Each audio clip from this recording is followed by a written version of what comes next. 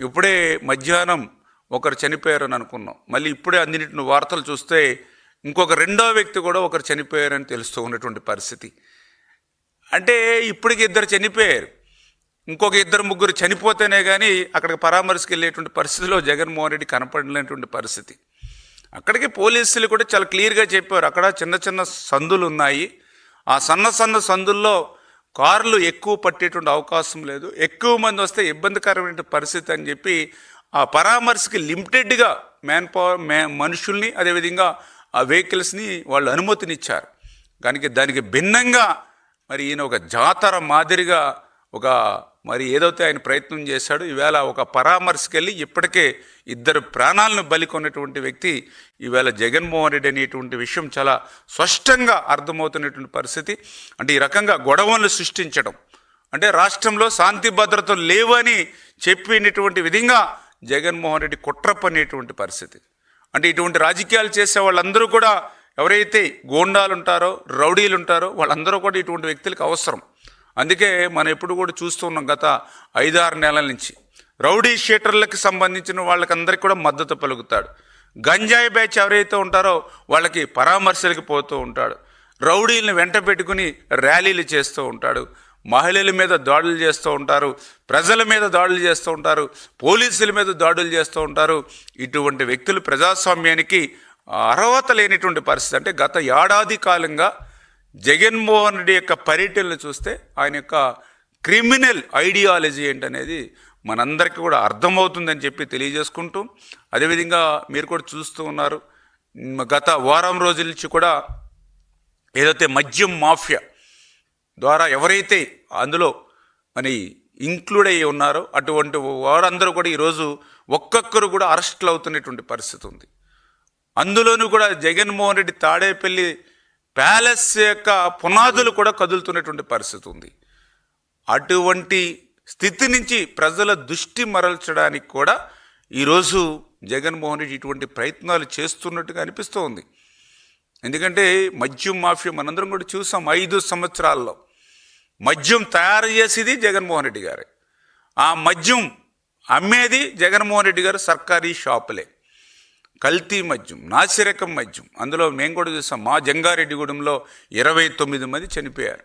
అటువంటి మద్యం మాఫియాని ఇవాళ వెలుగులోకి తీసుకొచ్చి సాక్ష్యాధారాలతోటి ఒక్కొక్కరిని కూడా ఈరోజు మరి ఏదైతే ఎఫ్ఐఆర్ నమోదై మరి ఏదైతే 5 సంవత్సరాల నీ యొక్క మద్యం దోపిడీ లూటి ఏదైతే ఉందో దానికి ఆ ప్రజల సొమ్మును వెనక్కి కక్కించేటువంటి ప్రయత్నం ఏదైతే జరుగుతుందో దాన్ని కూడా పక్కదోవ పట్టించడానికే ఇటువంటి అశాంతికరమైనటువంటి వాతావరణాన్ని సృష్టిస్తున్నామంటే విషయాన్ని కూడా మరి సందర్భంగా తెలియజేసుకుంటూ, అందులో భాగంగానే ఇటువంటి బెట్టింగ్ గంజాయి కేసుల్లో ఉన్నటువంటి వారినే మరి పరామర్శిస్తూ అల్లర్లు సృష్టిస్తున్నటువంటి విషయాన్ని కూడా సందర్భంగా తెలియజేసుకుంటూ ప్రజలందరూ కూడా గమనించాలి. అంటే ఈ రకంగా రాష్ట్రంలో శాంతి భద్రతలను విఘాతం కలిగించడం, రాష్ట్ర బ్రాండ్ను దెబ్బతీయడమే జగన్మోహన్ రెడ్డి లక్ష్యంగా మరి పనిచేస్తున్నటువంటి విషయాన్ని కూడా ఈ సందర్భంగా మరొక్కసారి తెలియజేసుకుంటూ, అందులో కూడా మీరు చూశారు ఏదైతే మొన్న పొగాకు రైతుల పరామర్శ అని పేరు చెప్పి పొదిలికి వైసీపీ రౌడీ మోకలను తీసుకొచ్చి ఆ రోజు మహిళలపై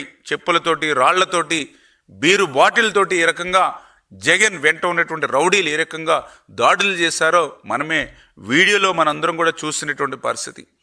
అదేవిధంగా ఏదైతే మరి తెనాలిలో గంజాయి బ్యాచ్ రౌడీ షీటర్స్కు ఉన్నటువంటి వారి కుటుంబాలని పరామర్శించి రౌడీ షీటర్లకు నిస్సిగ్గుగా ఆ రోజు జగన్మోహన్ రెడ్డి ఏ రకంగా అయితే మద్దతు ఇచ్చాడో మనందరం కూడా చూసినటువంటి పరిస్థితి.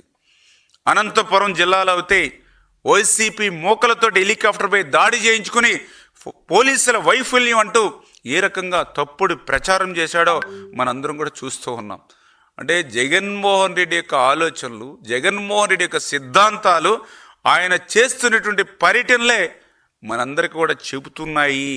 నిన్న గంజాయి బ్యాచ్కి మద్దతు, నేడు బెట్టింగ్ వాళ్ళకి విగ్రహాలు. బెట్టింగ్ పెట్టి ప్రాణాలు తీసుకున్నటువంటి వాడికి విగ్రహం కట్టినటువంటి రాష్ట్రంగా ఆంధ్రప్రదేశ్ రాష్ట్రానికి ఒక మరకగా ఇది జగన్మోహన్ రెడ్డి ఒక కారణం. ఎందుకంటే దేశంలో ఎక్కడ కూడా చూడాల బెట్టింగ్ కట్టి ఆత్మహత్య చేసుకునేటువంటి వ్యక్తులకి విగ్రహాలు కట్టేటువంటి సంస్కృతి ఇవాళ ఈ రాష్ట్రంలో జగన్మోహన్ రెడ్డి తీసుకొస్తూ ఉన్నాడని అంటే ఈ రాష్ట్రాన్ని, ఈ తెలుగు జాతిని ఎక్కడికి జగన్మోహన్ రెడ్డి తీసుకుపోతూ ఉన్నాడో, ఈ రౌడీ షీటర్స్ని, ఈ గంజాయి బ్యాచ్ని, ఈ బెట్టింగ్ బ్యాచ్ని ఇట్లా పెంచి పోషిస్తే ఈ రేపు భవిష్యత్తులో యువత పరిస్థితి ఏంటి, భావితరాల పరిస్థితి ఏంటి, ఇవాళ ప్రజలందరూ కూడా ఆలోచన చేయాలని మీ ద్వారా కూడా అందరినీ కూడా కోరుతూ ఉన్నా.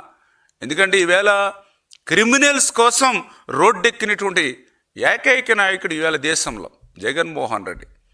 ఎందుకంటే నేనేమో ఇన్ని రాష్ట్రాలు చూసాం, ఇంతమంది రాష్ట్ర నాయకులు చూసాం, ప్రాంతీయ పార్టీ నాయకులను చూసాం, జాతీయ నాయకులను చూసాం, కానీ ఈ చరిత్రలో ఎక్కడా చూడనటువంటి విధంగా క్రిమినల్స్ కోసం రోడ్డెక్కినటువంటి నాయకుడు ఎవరు అంటే అది జగన్మోహన్ రెడ్డి అనేటువంటి విధంగా ఈరోజు ఆయన చేస్తున్నటువంటి మరి పర్యటనలో ఉన్నటువంటి పరిస్థితి, ఆయన చేస్తున్నటువంటి మరి ఏదైతే ఈ ప్రాణాలు బలి కొనడం అని చెప్పేసి కూడా తెలియజేసుకుంటూ, ఈ రకంగా ఒక క్రిమినల్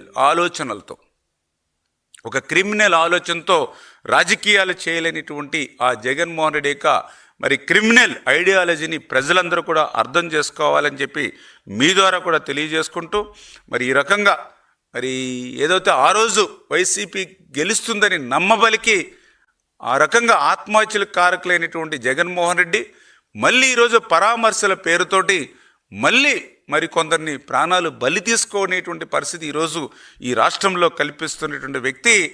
మరి అంటే ఒక నేరస్తుడు ఒక రాజకీయాల ముసుగులో ఉంటే ఏ రకంగా రాష్ట్రానికి మరి అన్యాయం జరుగుతుంది, రాష్ట్ర భవిష్యత్తు ఏమైపోతుందో ఇదే ఒక పెద్ద ఉదాహరణ. అంచేత ఇటువంటి వ్యక్తుల్ని రాజకీయాలకు, ప్రజాస్వామ్యానికి దూరంగా పెట్టవలసిన అవసరం ఉందని చెప్పి మీ ద్వారా అందరికి కూడా తెలియజేసుకుంటూ ఉన్నా. Thank you.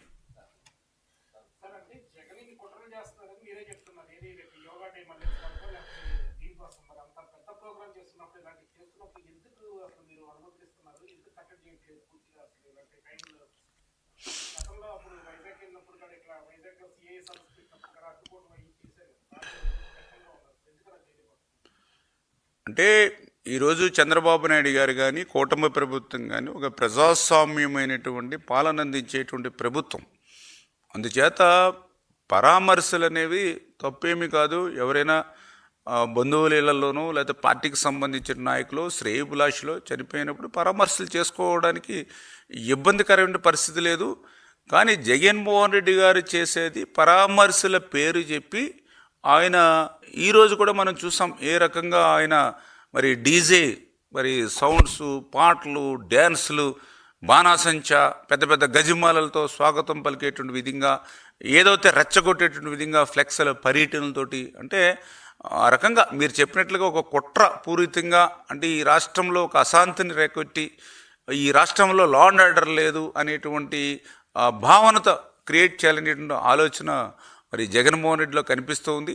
అందుకే నిన్న కూడా ఏదైతే పోలీసులు కూడా స్పష్టంగా చెప్పారు, ఎక్కడ కూడా ఆయన పర్యటన మేము అడ్డుకోవడం లేదు, కానీ ఏదైతే లిమిటెడ్గా మరి అక్కడికి పరామర్శకు వచ్చేటువంటి వాళ్ళు కానీ, అదేవిధంగా ఆయన కాన్వాయ్ కూడా లిమిటెడ్గానే వాళ్ళు అక్కడ ఉన్నటువంటి రోడ్స్ కానీ అక్కడ ఉన్నటువంటి పరిస్థితులను బట్టి కూడా ఆయనకి మరి పర్మిషన్ ఇచ్చినటువంటి పరిస్థితి అయితే జగన్